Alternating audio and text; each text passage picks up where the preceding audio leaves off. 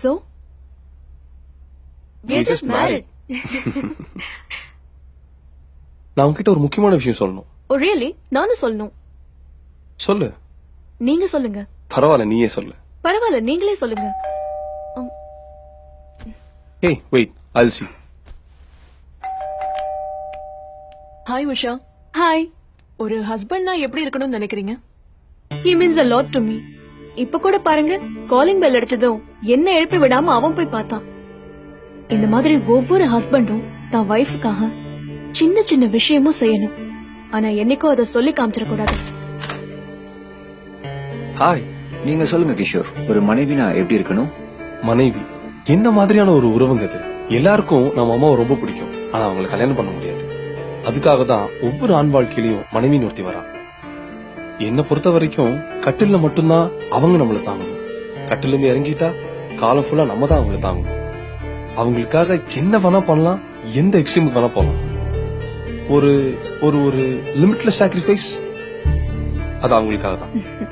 ராத்திரி 2 மணிக்கு எந்திரிச்சு முத்தம் கேட்டாலும் உடனே கொடுத்துடணும். பிரஷ் பண்ணலன்னா கூட பரவாயில்ல.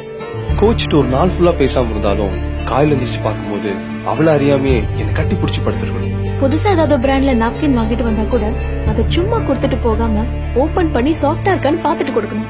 ஆனிவர்சரி டேட்டை மறந்துட்டோம்னா அதை இனிமே மறக்காத மாதிரி ஒரு பயங்கரமான பனிஷ்மெண்ட் கொடுத்துடணும். கார்ல போகும்போது தூங்கிட்டா உடனே மியூசிக் பிளேயரை ஆஃப் பண்ணிடணும். என்னோட ஹெல்ப் இல்லாம நான் சாரீஸே கட்டக்கூடாது. அவங்களோட இன்னர் வேர்ஸ நம்மள வாஷ் பண்ண விடக்கூடாது. நான் கட்டி பிடிச்சது ஒரு தலைவணி மேல அவ கோவப்படணும். என்ன திட்டிட்டு அவன் போய் அழுதுட்டு இருக்கணும்.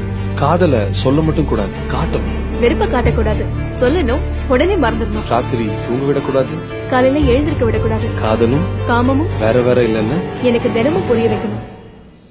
மனைவி கிட்ட தக்குற ஒவ்வொரு கணவனும் காதல ஜெயிச்சிட்டு இருக்காங்கன்னு அர்த்தம். அவளை ஜெயிக்க நினைக்கிற யாரா இருந்தாலும் ஒரு மனுஷனா தோத்துட்டு இருக்காங்கன்னு அர்த்தம். நான் தோக்க விரும்பல. Wow, wonderful and happy married life. Thank you.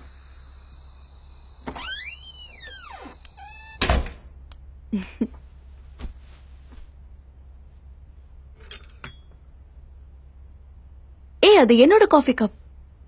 தெரியும். What?